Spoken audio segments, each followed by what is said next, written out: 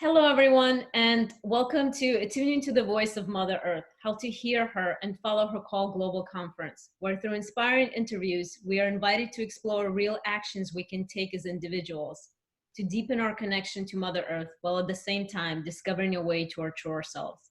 My name is Zacharow, and I'm your host and a producer of the Attuning to the Voice of Mother Earth Summit. And I want to extend a warm welcome to all of you and to thank you for being here with us. Today, I feel deeply privileged to be spending time with Clare Dubois.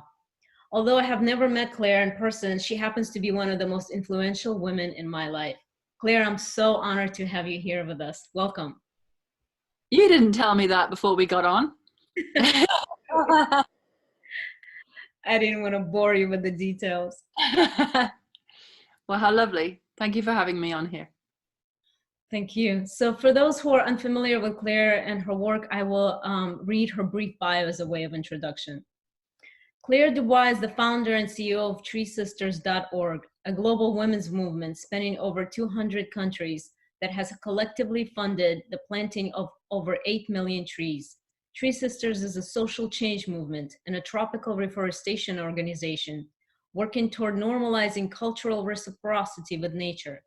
The aim of both Clare and Tree Sisters is to make it as normal to give back to nature as it is currently to take from nature, while supporting humanity and its transition from a consumer species to a restorer species.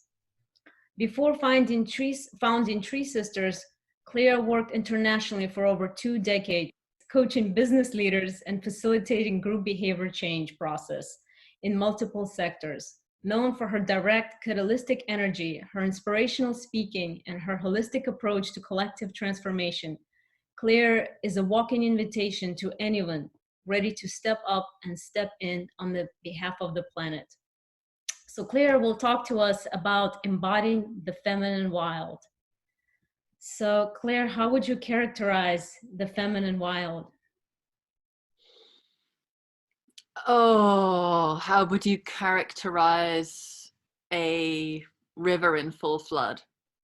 How would you characterize a tornado, the blossoming of a magnolia tree, the spinning of a web by a spider, the shedding of autumn leaves, the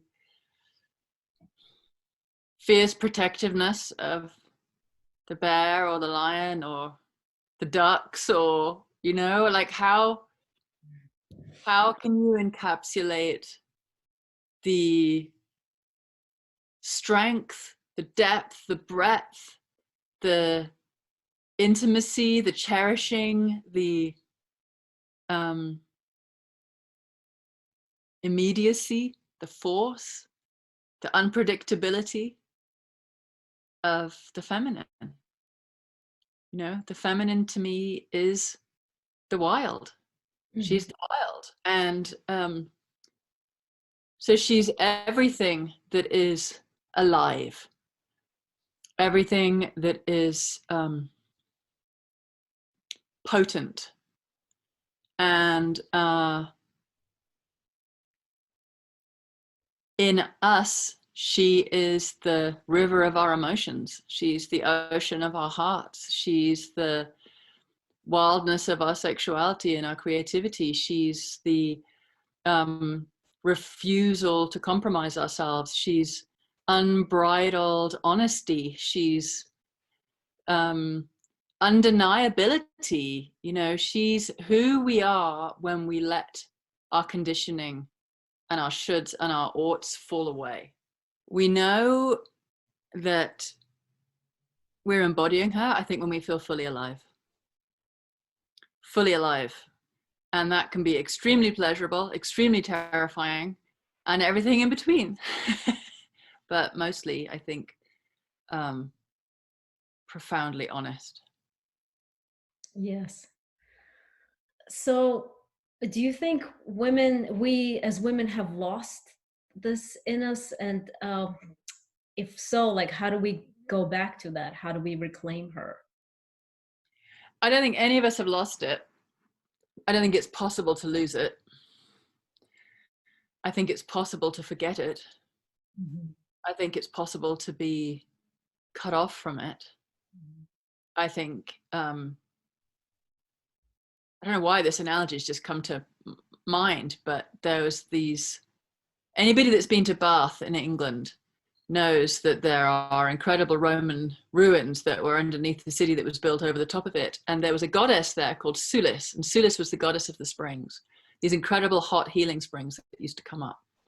And they managed to pave over the Roman baths and build an office block over the top. And they couldn't figure out where the damp was coming from. And then they discovered that there was, these incredible Roman baths underneath this office block at some point. And many of us have more than an office block sitting over the top of our raging rivers. Many of us have got,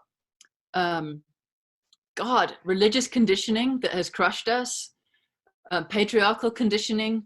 We've got the conditioning in our DNA that's come down our blood lineages. Most of us, if we're Western women, we've got the witch burnings in there. We have had layer upon layer upon layer of, in order to be a woman acceptable in our society, you have to be this, this, and this. And this is not what a woman is. It's what a woman has been taught to be. Hardly any of us, I think, really understand. Understand's even the wrong word. Really know an experience of fully embodied femininity, because we carry a DNA depth fear of death, which, as it simmers up through our bedrock, can be categorized as fear of being too much, fear of being too little, fear of being abandoned, excluded, fear of rejection. That just insidious conditioning that says, if you are not with a man, then you're not safe. Your value as a woman is hooked onto A, B, and C. You're supposed to be a mother. You're supposed to be, once you get past a certain age, child rearing age, then you're not really anything, are you? You're kind of just thrown away. And the reality is that once you're past child rearing age, then you're entering your true power. Why else would they throw us away? Because the elder women, in some cultures, they were the ones that ran the cultures. In Native American tradition, the grandmother's council were the ones who could say whether the chief was having a bad day and needed to be replaced. They didn't go to war unless the grandmother's council said so. It's like, but you can't take the nature out of something that is made of nature. You can't take the forest and the sky and the oceans out of a woman's body. You can't take the moon out of her womb. You can't take the wild out of a woman's instincts, because you can't remove nature from that nature created. We're made of it. And therefore, underneath the office blocks that we've got sitting over the top of our wildness, we're completely untouched. We're completely unbrutalized. We're completely free, wild, beautiful, because the essence of the feminine just is life. Now, how many of us feel like that? God, I know we're out there. I know I'm not one of them, but I'm closer to it than I was 10 years ago or 15 years ago or 20 years ago. But it's like carving my way back through such harsh conditioning, and depending upon our lives, we've all got a different journey to make. But is it there? Yes. Can we remember? Yes. If we imagine her breathing down our necks, like, I'm there, right behind you, can't you remember how powerful you are? Can we lean back into something?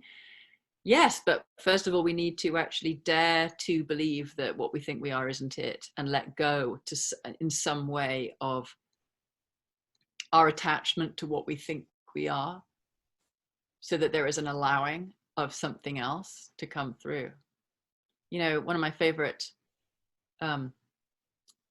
myths, Tibetan Buddhist myth, when 1,000 goddesses gather, the divine feminine will rebirth through their combined energies, and the frequency of earth will turn from one of fear to one of love. And that myth that is for now, when 1,000 goddesses gather, when enough women remember that they wear her face, that we are the goddess incarnate, that life is completely irrepressible within us. When we remember that and we come together and we bow in humility before something so much greater than all of us, I do believe the sacred feminine will rise through us, because she's like a river. She's not destined to stay damned forever. You can't hold back life. Life will find a way. And if we make ourselves available, I believe she'll find a way through us. So I think this whole world rewilding, I think it starts with women and then moves into nature. Yes. It's interesting that you mentioned the example you gave is of Bath, the hot springs, because I'm in North Florida and we have, I think, the largest concentration of artesian springs in the world. And we've just recently started and tried the just campaign against Nestle, who came here and wants to bottle the springs and yes, and sell it back to us in a bottle, along with, you know, other different things, you know, non-pollutant source pollution from agriculture, just consumptive use permits. So it's a combination of things, but you know, this is, in my view, is almost like the largest insult. So it's one of my fears that the springs will be taken away, and the springs, I think, embody like the feminine in its purest form. I don't know. I have had some full-on experiences of working with springs and also working with trying to help protect springs. Sulis in Bath was famous for basically flooding the whole place every time she got annoyed, you know, and they still managed to, you know, do what they did to the springs in Bath. Yes, you can still, you know, they're there, but all over England, the old spa towns, all the old mineral springs that had these cures for all these different things, they're all stopped up and plugged down. And all around the world, we're damming our rivers, and the dam craze is speeding up. And even during COVID, they're using the opportunity while everybody's in lockdown to go out and start bulldozing and doing horrendous things. And you have to ask yourself how far we can go in the destruction of our rivers, you know, the damming of our flow. So symbolic of just the damming of our flow, not letting Gaia's veins run. Like, she's created herself in her perfect form, and we are doing such a demolition job and expecting her to keep providing. It's like these insane teenagers running amok. And you know, I was hanging out with a North Alaskan shaman, male, and he was saying nothing new can be born without the transformation of woman. Nothing new in this world can be born without what comes through women when they rebuild a relationship to their wombs and to each other. And that was pretty much what I heard when I had the car crash that gave me Tree Sisters. You know, woman has a colossal role to play right now in, you know, it's like, I want to see you roar your complete refusal to let a single spring in Florida get dammed.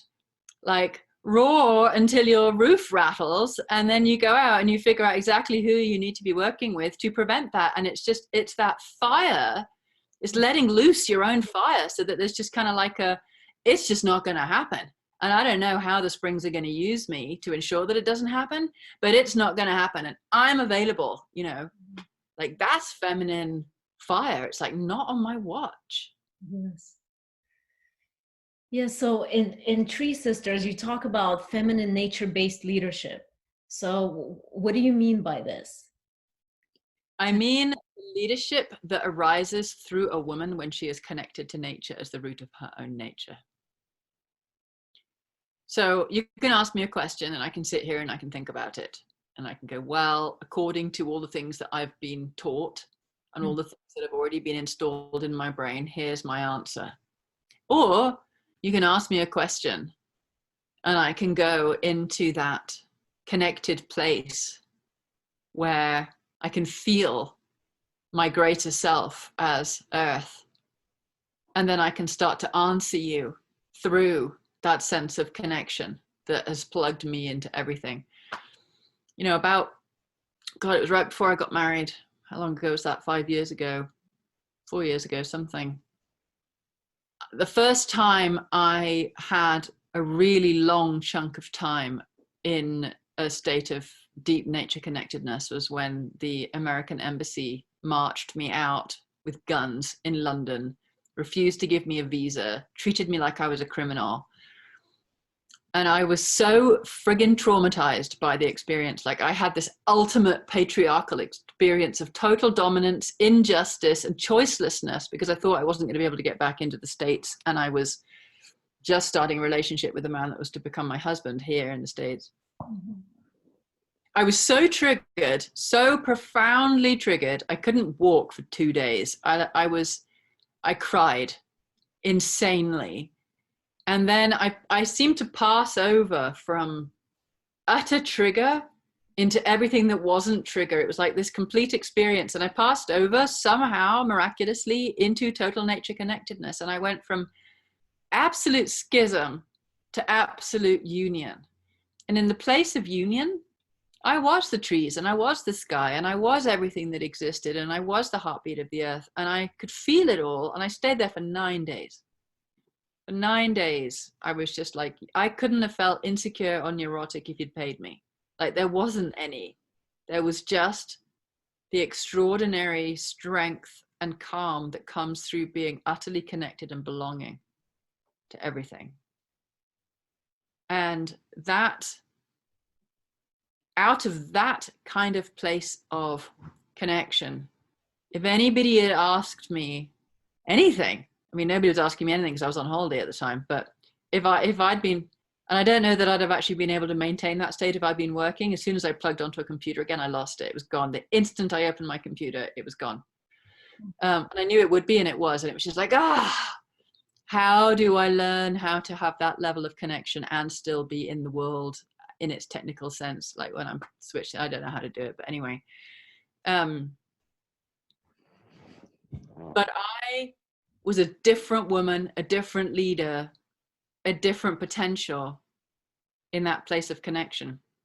Because whatever you would have asked of me would have come from a place of deep resource and deep wisdom that was moving through me. Now, I can get there when I'm dancing. I can get there sometime in prayer. Most of the time I can't get there. Most of the time I remember it.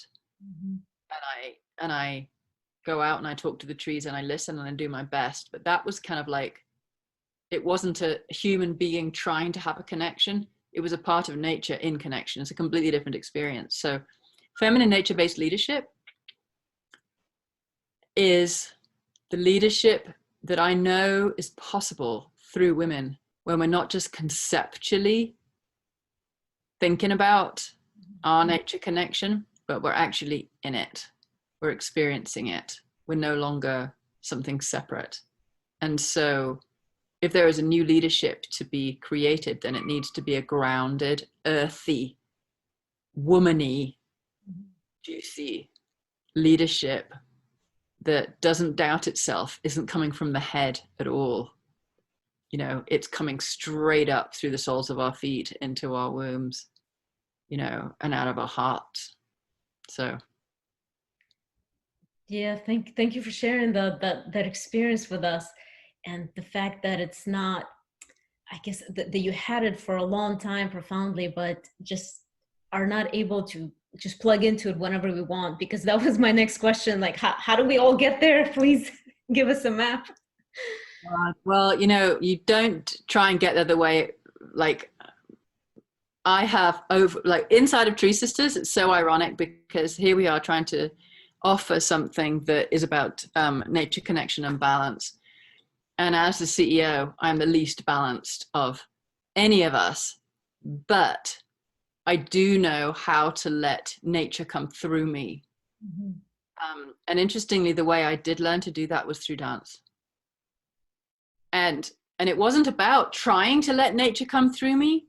It was about letting the dance dance me. So it's what happens when you take your head out of the equation and you let yourself respond to something. The thing that we're most afraid to do, our most instinctual nature when it rises, and we just respond, that is the gateway, if we open it, through which everything else comes. So the fastest way for me of changing my state is to dance. Free dance, just shove on some music and let my body go. Now, it took me 3 years of dance. So I danced 5 rhythms weekly for like 20 years. It took me 3 years to learn how to let go of my head and simply follow my body and be danced. To not dance, but to be danced. To have something else pick me up and move me. At that point, my life started changing, and that shifted into, I could get on stage and something else would speak through me. Could get into I learned how to get out of the way, essentially, but my body was trained through movement. Then if I can get out of the way, if I can dance my way into a completely different state, now that could be raging, screaming, crying, bliss, laughing hysterically, any of the above, or the whole palette. What's happened is I've moved into the receptive mode and my flow is flowing. And from that place, if I wasn't then sitting down at a laptop to do my work, going outside and dancing with nature, Yes. And the other thing that I do a lot of, and I take people through this, and we do this every month at the full moon, is meditating in a way that very consciously opens you up to the energies of nature. Because it's one thing if we're all sitting here and you're listening to me. It's another thing if you think that the air around you is paying attention to you. What if the air around you is listening to you?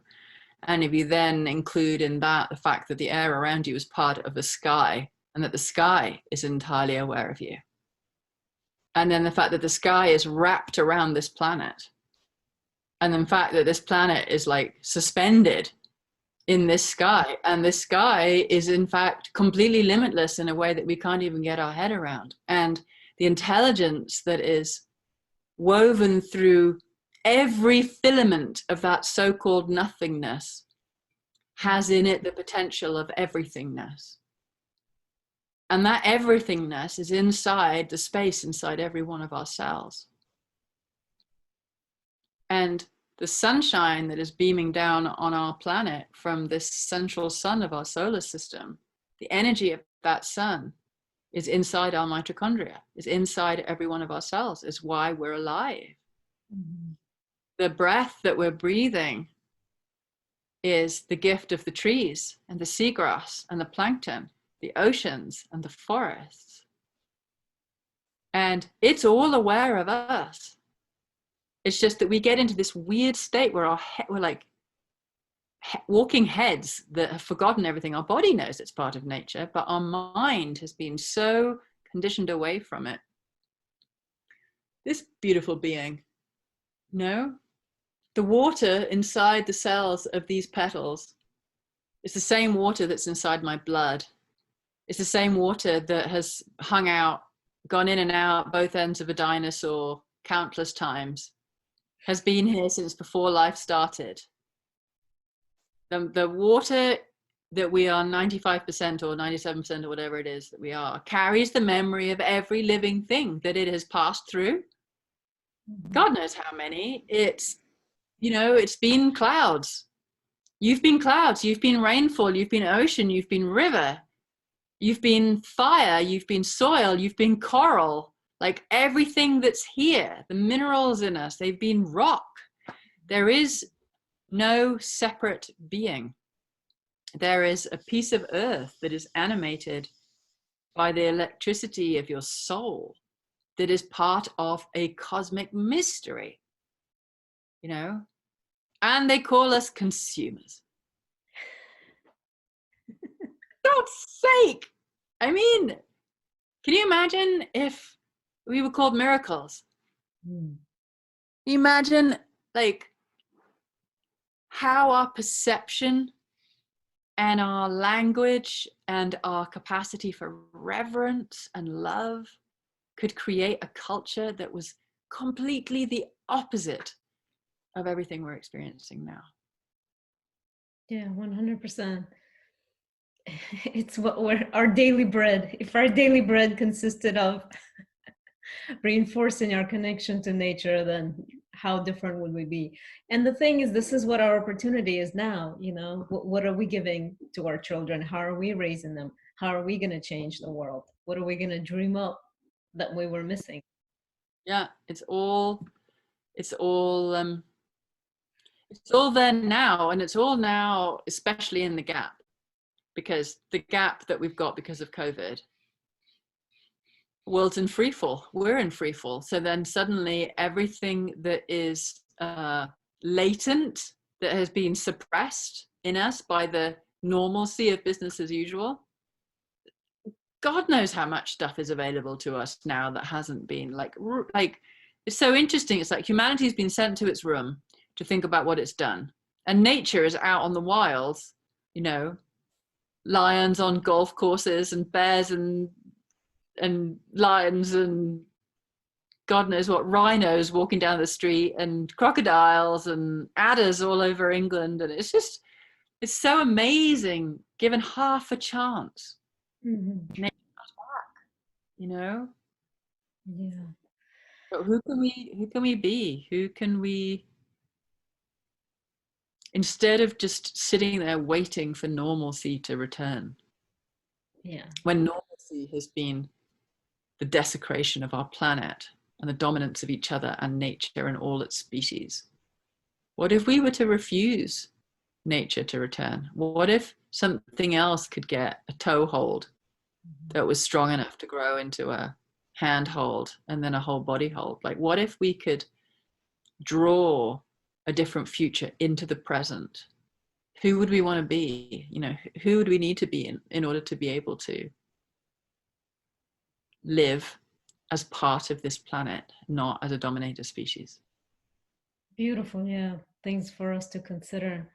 So, why is Tree Sisters a woman focused group when we know that everyone needs to reconnect with the natural world?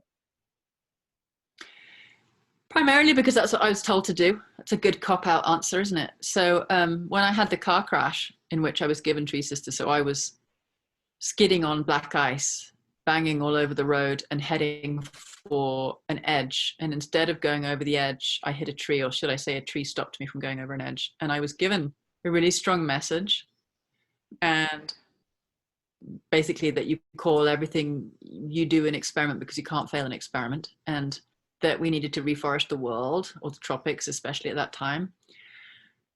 And the voice literally said, you have to mobilize the women. The women are the missing piece. The women of the earth are the womb carriers, and earth is womb. Women and nature share a common history. What's been done to one has been done to the other. Feminine nature is the nature of seasons and cycles. The feminine way is to be inclusive and to seek the health and harmony of all beings.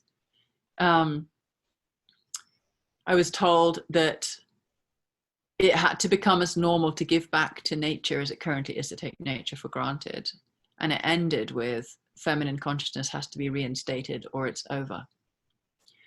But it literally started with, you have to mobilize the women are the missing piece. Now, I refused for 9 months. I said, no, I wasn't doing something for women, because I was just like, it needs everybody.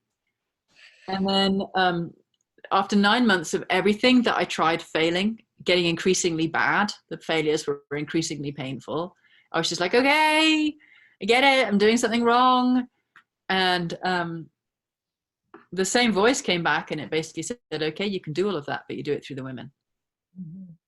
And I said, okay, well, tell me what a tree sister is. And the voice came back, the male voice, interestingly enough. Tree sister is a woman who makes 5 choices: to be considerate of life, encouraging of her sisters, intimate with nature, responsible with her gifts, no, responsible with the protection of the planet, and courageous with her gifts. And I remember at the time thinking, that's 5 choices. And I ran home and I drew a 5-pointed star and I said, where do they go? And it was consideration, encouragement, left arm, intimacy, left leg, responsibility, right leg, and courage was in the right arm. I remember looking at it and going, that kind of makes sense, but I don't know why. And then 3 weeks later, I woke up in the middle of the night and I was just like, oh my God, it's 5-element acupuncture for consciousness. And I ran downstairs and I looked at it and I was just like, wow, the mind in service to the heart and the body, that's the feminine principle.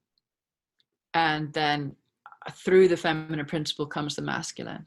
And what I realized was the feminine principle is our ability to bow in humility to the unknown, to open our hearts in relationship, and to feel our body as part of the natural world. It's all the receptive state, the feminine receptive state.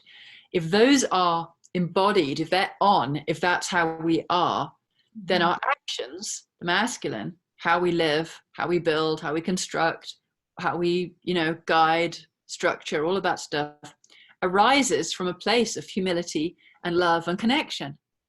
I was like, oh God, the feminine comes first. Like, the feminine is everything, and the masculine is actually here to serve the feminine to fullness. Because when the feminine is in fullness, we're in contact with ourselves and each other and nature, and all are sacred. And so the world that we create is an expression of reverence. It's just like, oh, okay, I do it with the women.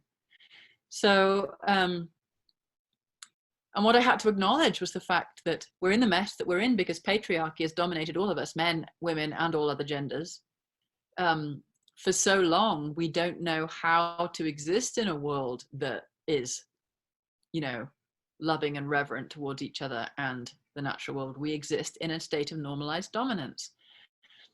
And what that's done is it's meant that there is very little feminine nature-based leadership in the world, because in order to access that, we've got to go through our fear and terror of living into our power. When we last did that in a big way, we were murdered in our millions. And that's sitting in our epigenetics. We remember, we know what it's like to get full and then no further, to get loud and then no louder, to get, more erotic and then no further, more this and then no further, because we've got this glass ceiling of this deep insidious fear of being put to death, and it may show up as fear of rejection or fear of abandonment or whatever it is, but underneath it all, in our blood, womankind is not safe on this planet. She's still not safe on this planet. What's happening to us all over the world is still atrocious, even though apparently we're free in the Western world. We still live inside a patriarchal construct, and so do men. Yeah, absolutely. But Tree Sisters is for the women, because what the women have gone through is very different to what the men have gone through. And what life, and does that make us better than men? No, it's just we need different medicine. And part of what the medicine is that we need is our togetherness, because we've also been taught to mistrust each other and compete with each other. And so for woman to heal requires woman to heal with woman. It also requires woman to heal with men, which is one of the reasons why Tree Sisters is not closed to men. There are all genders inside. Every gender is donating, is participating in our online communities. There's a course that we're running now. There are men in the course. It's like there are certain areas, certain things that we do which are strictly women only for safety and for the topics that we're talking about. We're not taking men through menstruation courses, for example. It's like, doesn't make sense. And we need safe spaces for women that are women only, where there will be no predatoriness, where they know that they're safe. And is that me saying every man's a predator? No, but they're out there and women are scared of them, and we need to be away from that. Like, it's hard enough for a lot of women to show up with other women, honestly, and make themselves vulnerable and dare to bring their gifts without adding the men in on top. So can we help a global movement of women reclaim that deep sense of authentic connection to nature, and then bring forth a different quality of leadership? That's what we're trying to do. Yeah. Can men help? Yeah, absolutely. Absolutely, we need the men. But Tree Sisters is, by its very nature, an expression of the feminine heart rising on behalf of the natural world. Yeah, so what is the most intrinsic way to help people understand that they actually are nature? How do we bring that remembrance forth?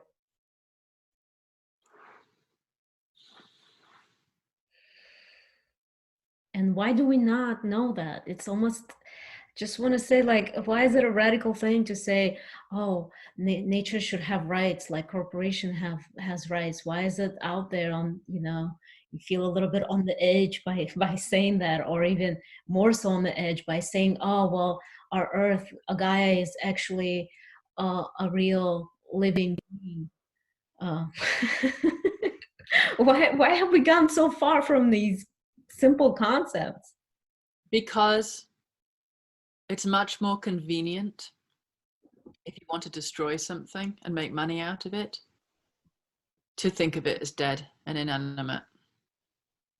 It's much more convenient if you want to dominate something to take away its rights, like women, to own them, to suppress them, to make sure they can't vote, or they can't work, or they can't drive, or they can't dress in their own expression.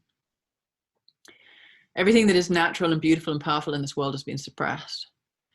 And it seems to be, I don't know, I'd like to think it's a weird stage in humanity's evolution that the masculine needed to get so out of balance that it needed to dominate the shit out of everything in order to understand itself. But we're thousands of years down that road with thousands of years of conditioning.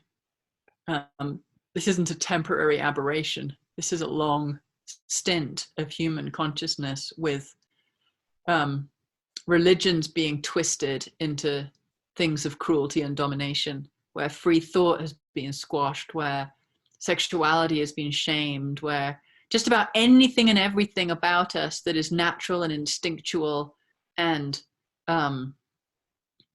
vividly unique has had to be squashed and homogenized and samized and trashed and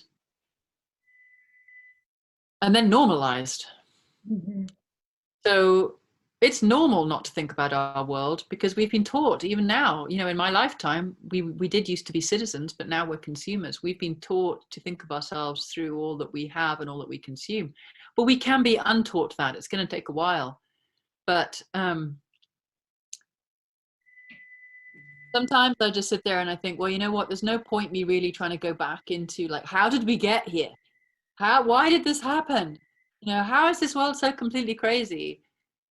More, it's like, okay, it happened. Our world is completely crazy. I'm not sticking with this. I will go to my grave having given absolutely everything I've got to help this world shift its gear into something that makes sense to my heart.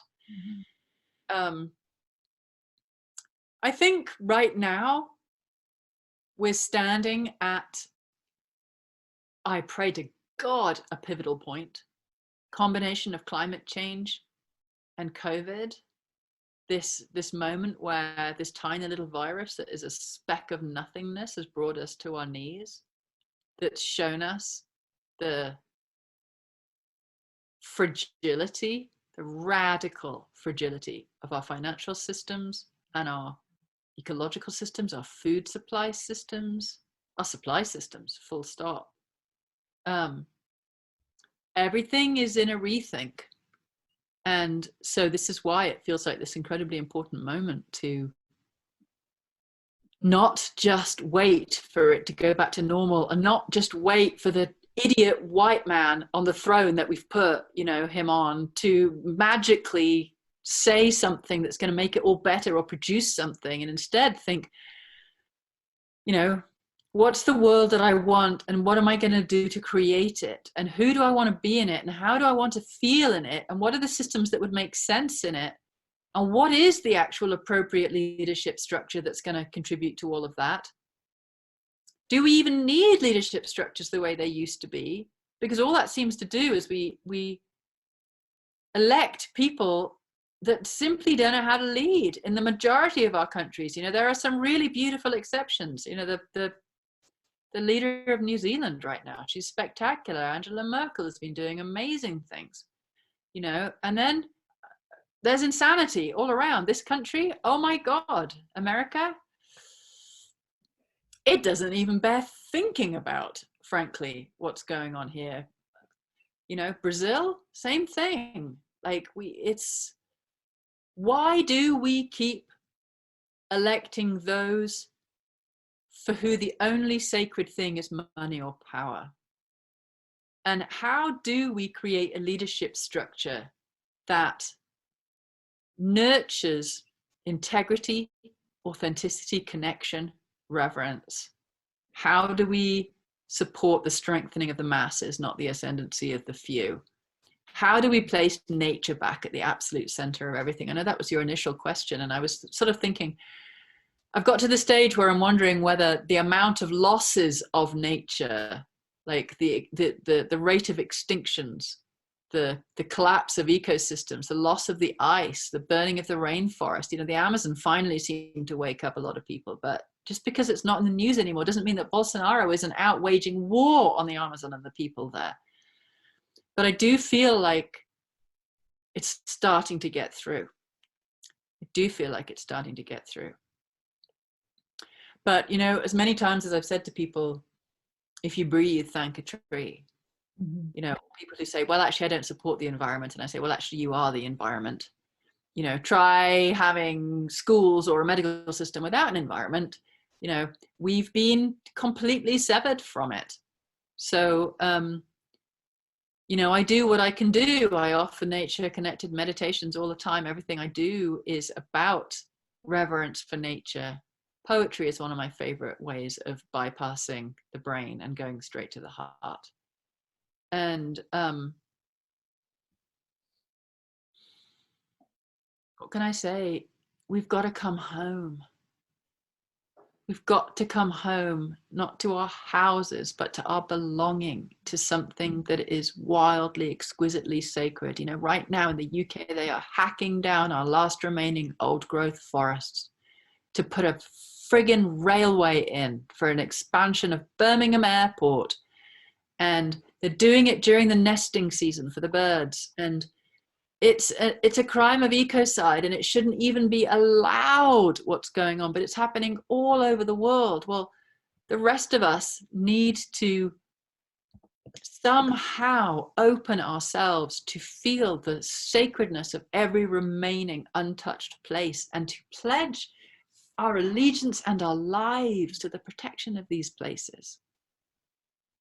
You know, it can't be acceptable anymore. We may not know what to do, but we've got to figure something out.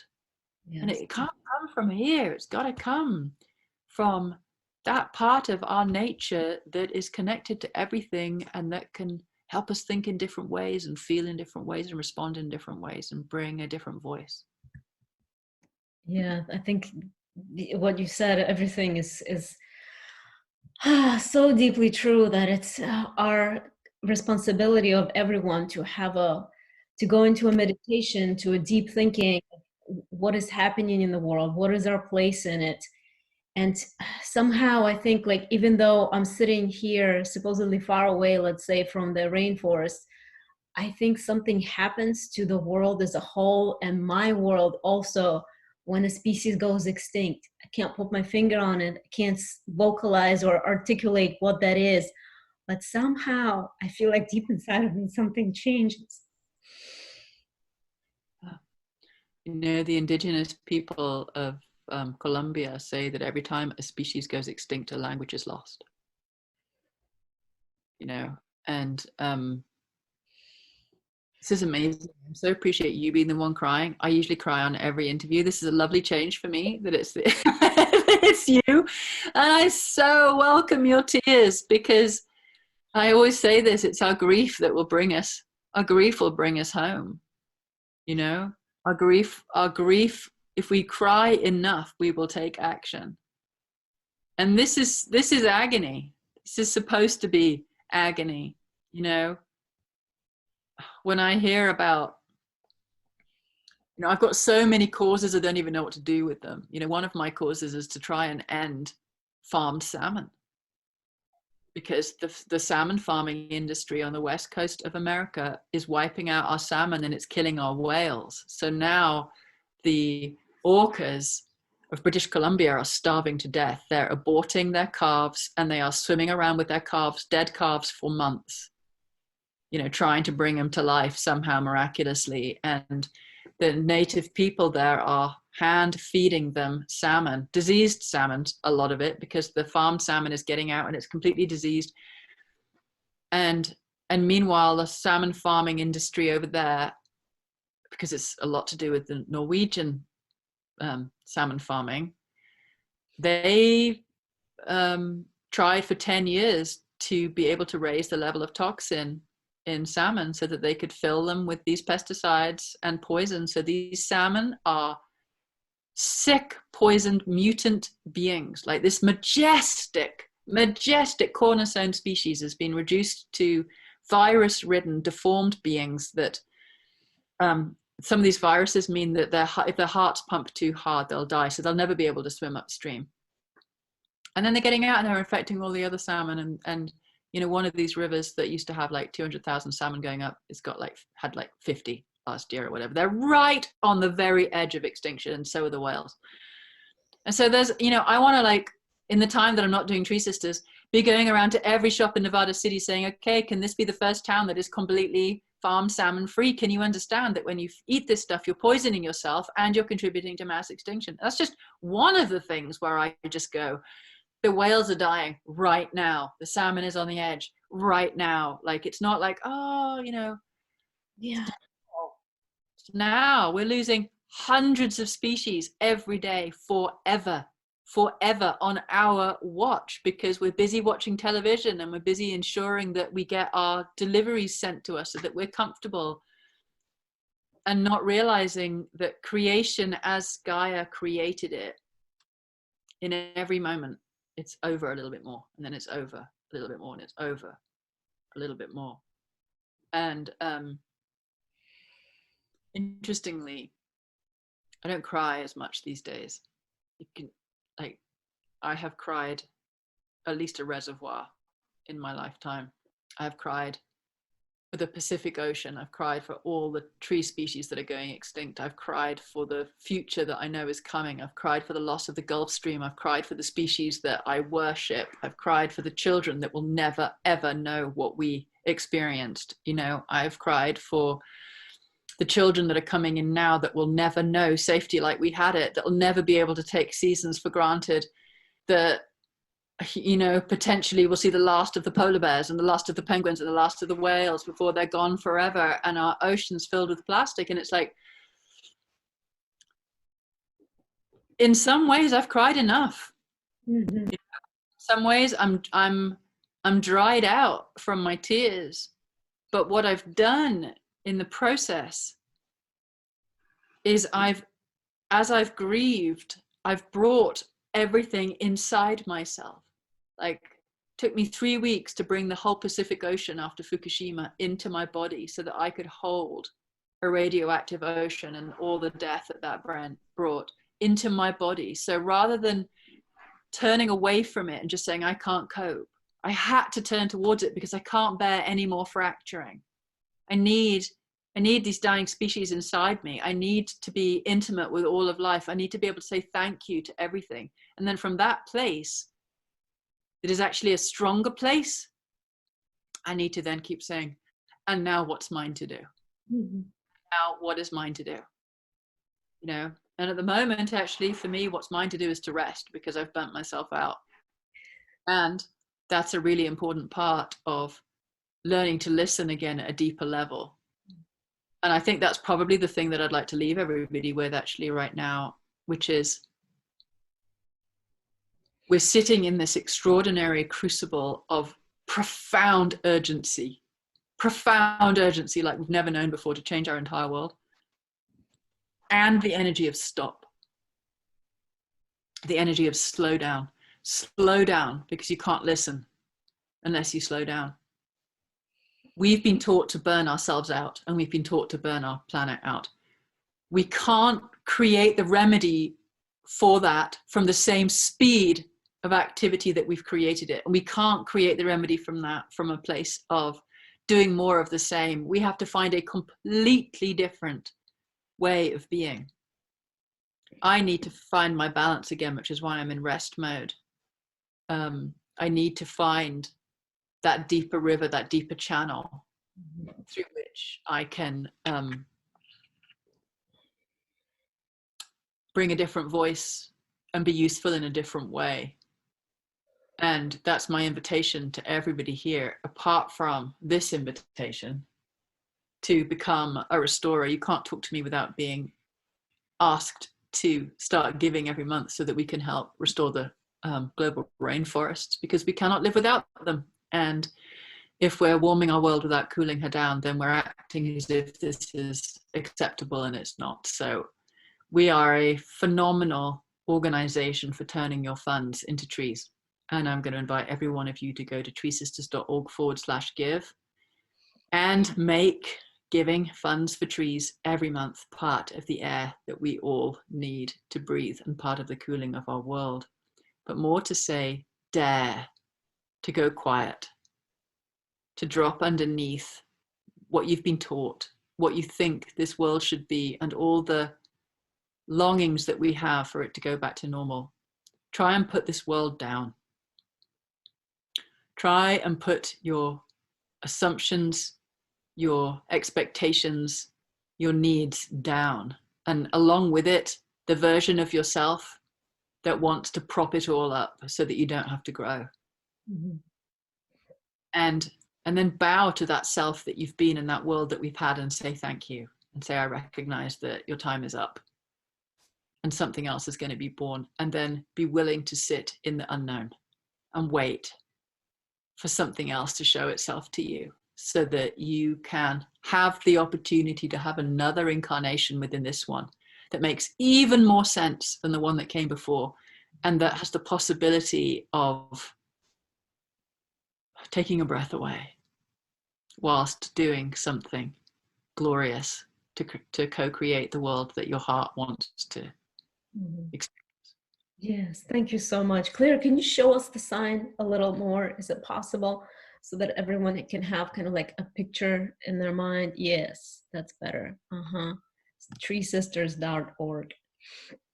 And I just wanted to let the audience know that Claire's offering a gift to everyone. It's called Rewilding Your Feminine Nature, a 3-day mini course to ignite your instinctual feminine heart. And all you have to do is sign up for a free account with Tree Sisters in order to access the course.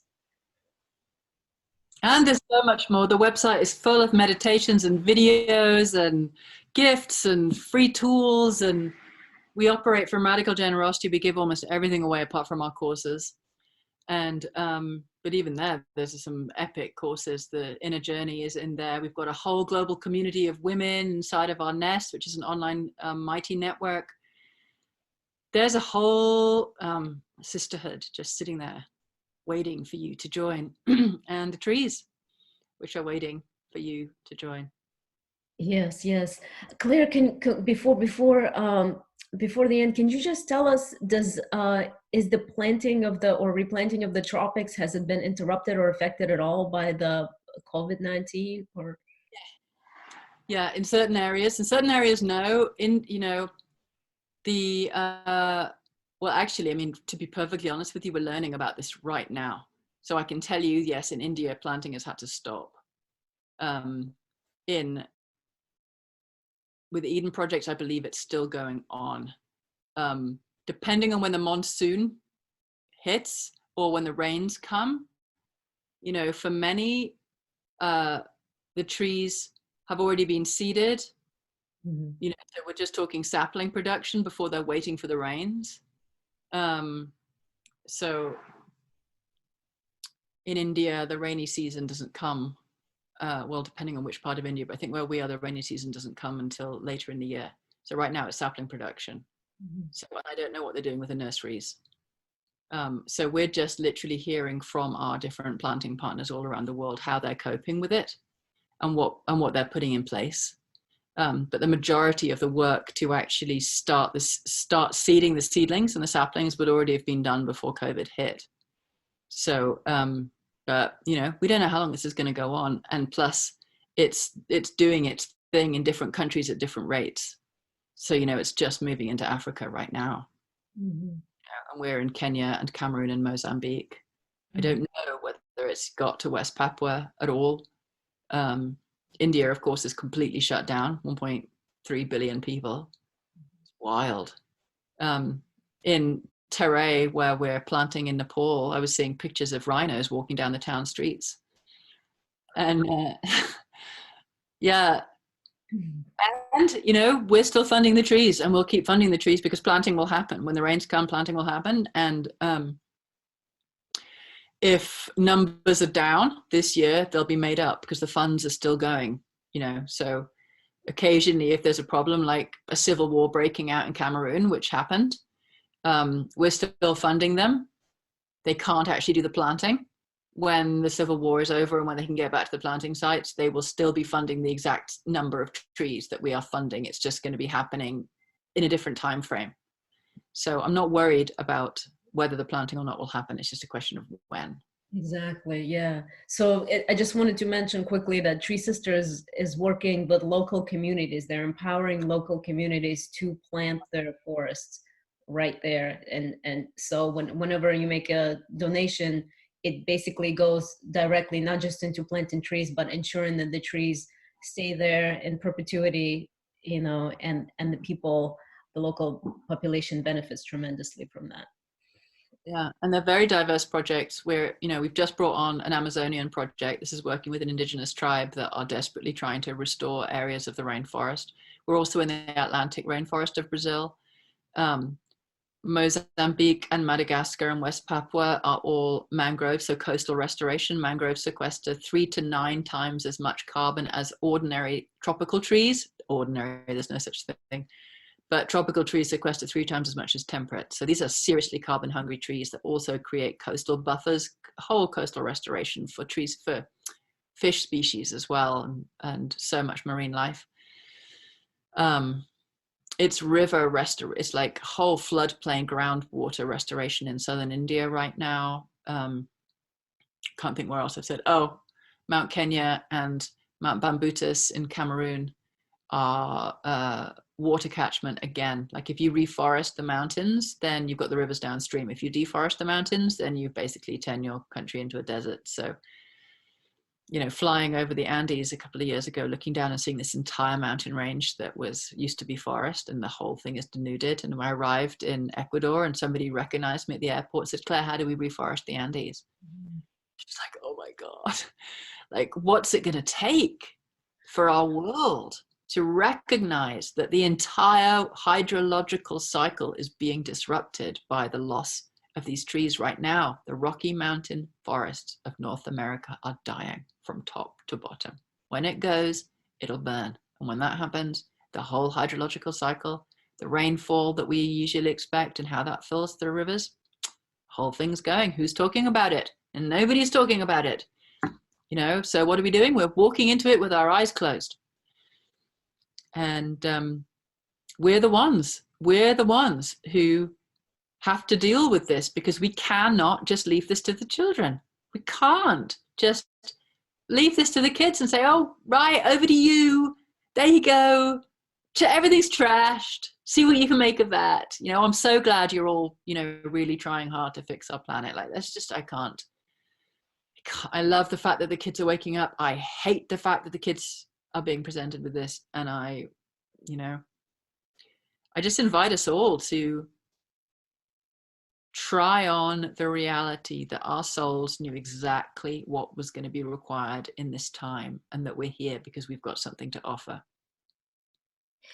And to see this as the most radical opportunity to step into some form of leadership on behalf of an ecosystem, or on behalf of a community, on behalf of a species, and pledge your life and get on with it.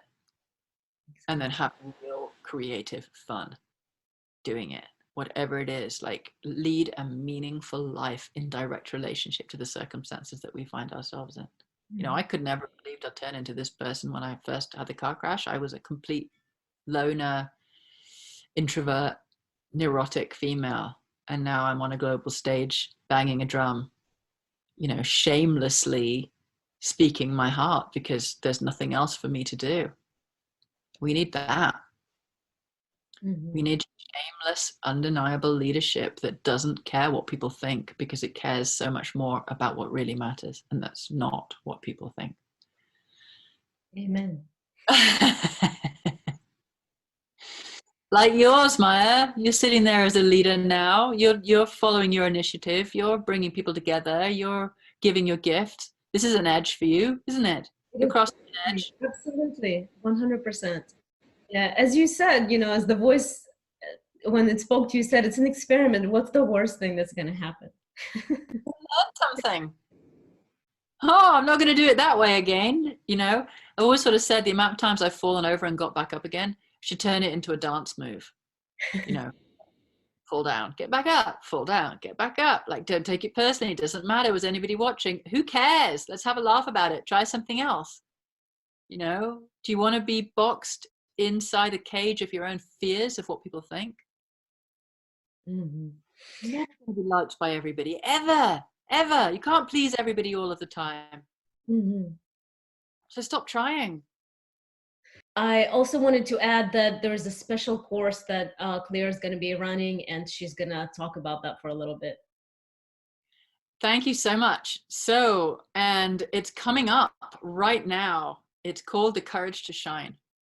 And The Courage to Shine is a really special course for me because it's vulnerable. It's just that. It's the courage needed to believe that I've got something to contribute. And literally, this was me saying, you know what, if I've gone from being a neurotic introvert to, a global environmental leader, what are the tools that I used to get from one to the next? Like, how did I do it? Because I'm not going to pretend it was easy. It wasn't in the slightest bit, but it's really helped me to have very specific perspectives and tools that I have used to manage my fear, manage my horrors, manage my shadow, essentially, and learn how to alchemize my lead and turn it into gold. So this is 21 days of inner alchemy, and it literally is me step by step taking you through a process of understanding how to view the things that you reject about yourself as transformational components of your own evolution. And then over that 21 days, doing 4 different seminars with you. I wonder if I can remember them. The Ultimate Embrace. No, I can't. The first one, though, the Ultimate Embrace, that's looking at how self-acceptance is the single most catalytic tool that you can use for your own personal transformation. And it moves through default settings, unliving the lie, free fall, and into reclaiming the throne. And so this is my offering to any of you who, I don't know, are touched by what moves through me, because I'm your facilitator. This is the energy that you will be in relationship with. There's already a global group of people that are coming together to do this. They're starting to come in now. There is a free intro call that you can listen to. I would really recommend that you listen to it, where I talk more in depth about the course, but I also give you a taster alchemical process. So a 10-minute taster, which people were amazed at actually what they experienced, so that you can understand what I mean by inner alchemy. So you just go to www.thecouragetosshine.com. You can sign up there. The free intro call is there. You can listen to it. The best thing to do would be to take the course with a friend, so that you're not going through it alone. It's deep, it's powerful, it's going to bring up stuff. It's designed to bring up stuff. And the reason that we're doing it right now is because we're in this COVID gap. So it's like, okay, let's take a month and let's just do this deep dive of personal transformation, where we're using our combined energies to alchemize like generational conditioning. And we're not doing it by like digging for the dirt. We're reaching for the light, and we're letting the dirt take care of itself. So this is going to be beautiful. It runs from the 13th of May to the 3rd of June. And I'd like to invite any and all of you to join. And there's 3 payment levels that you can come in at. The top payment level plants 120 mangroves, and the lowest payment level plants 62 mangroves. So you are going to grow a forest when you take this course, and learn a lot on the way through. and experience a lot. So if you have a longing to move beyond any of the conditioning that is holding you back in this moment, the courage to shine is a really beautiful gift that you can give yourself. And I'd love to welcome as many of you into that experience as possible. So one last time, thecouragetoshine.com. Come and join the party. And thank you for letting me invite people on. I really appreciate that. Thank you, Claire. I will definitely be joining. I think this is a rare opportunity. And besides, who doesn't want to plant a mangrove forest? It sequesters carbon dioxide. It provides nurseries for many species like fish and shrimp. It protects the shoreline from winds, hurricane winds, waves. It prevents erosion. It's like as any other wetland ecosystem, it maintains water quality and clarity. And I love mangroves because I live in Florida and I know firsthand of their significance. We have 3 types here: red, white, and black. So definitely yes. And also, I want to change my conditioning and move beyond my limitations. So it's a win-win. Thank you so much, Claire. Thank you for shining your light, for speaking the truth so openly, so unabashedly, for having the courage. Thank you so much. It's my pleasure. I hope it's useful. I'm sure it is, believe me, it is. I've heard an interview of yours very similar to this years ago. And as I've mentioned before, it did, like, it catalyzed me in a small way at that time. But, you know, little by little, there's more and more. So for everyone, just go to treesisters.org. You will be supported and held. There's so many meditations. There's so many resources. I go there often. There's full moon meditations. There's just a plethora of things, really. Thank you.